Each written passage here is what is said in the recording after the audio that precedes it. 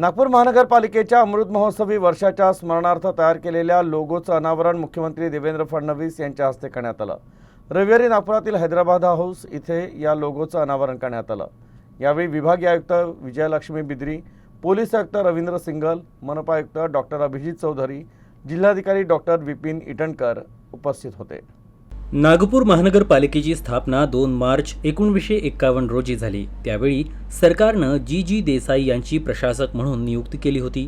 त्यांच्या मार्गदर्शनाखाली जून 1952 मध्ये नगरपालिका निवडणुका झाल्या आणि बॅरिस्टर शेषराव वानखेडे यांना पहिले महापौर होण्याचा मान मिळाला।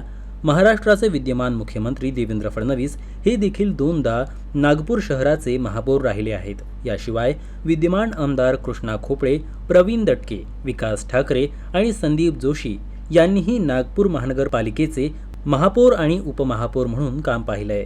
नागपूर महानगरपालिकेच्या इतिहासात आतापर्यंत 54 महापौर झाले आहेत, 56 उपमहापौर आणि 50 आयुक्त आहेत। नागपूरला महाराष्ट्राची उपराजधानीचा दर्जा आहे आणि पूर्वी 1948च्या CNC कायदा नागपूरसाठी लागू होता। आता राज्य सरकारच्या आदेशानं संपूर्ण राज्यात हाच कायदा लागू करण्यात आला।